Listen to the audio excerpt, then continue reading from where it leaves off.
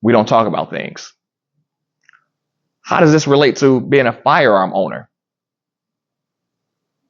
Everything I mentioned relates to owning a firearm, which is why this course is called Right of the Bang After You Pull That Trigger.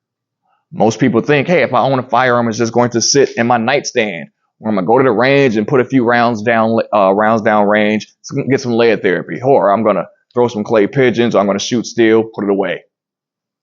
People get their concealed carry never thinking about, hey, there may come a time where I have to use my firearm to defend myself or somebody else.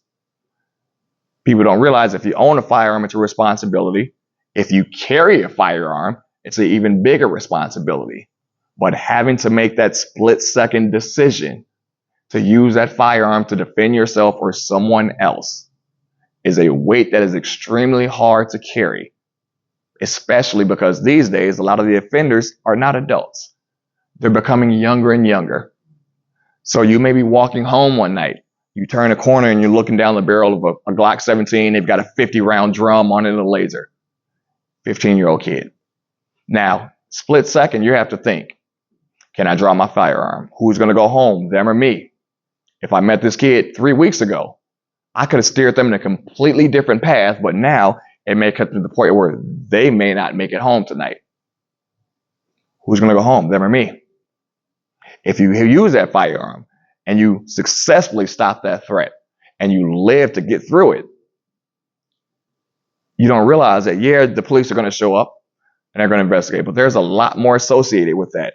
You've got the criminal and civil, but then you've got the mental, the emotional, the financial, the spiritual. It's going to affect your family, your friends, your job. It might not be that day, that week, that month, that year, but somehow, some way that trauma is going to come back up and it's going to affect you.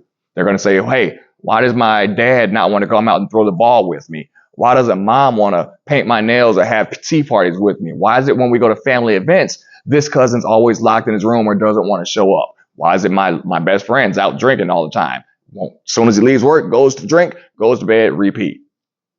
Because a lot of people don't understand it. A lot of people don't want to see it in themselves, especially us men, because of pride. Pride has always been the downfall of men for generations past and generations to come. Because someone else may look at you and say, well, why can't you get through it? Your brother got through it. Why can't you do it? Or if you have to ask for help, that makes you weak, so you can't do it on your own. You're not a man. Or, hey, you know what? I don't want to talk about this right now. This is dumb. Let's go talk about something else because that don't matter, which is what I went through. So that shuts us down. And we think as men, you know what? If I don't think about it, I just wrap it up and I put it in a box, put that box in the back of my brain and I don't think about it. It won't resurface, but it does. And in ways you may not even realize.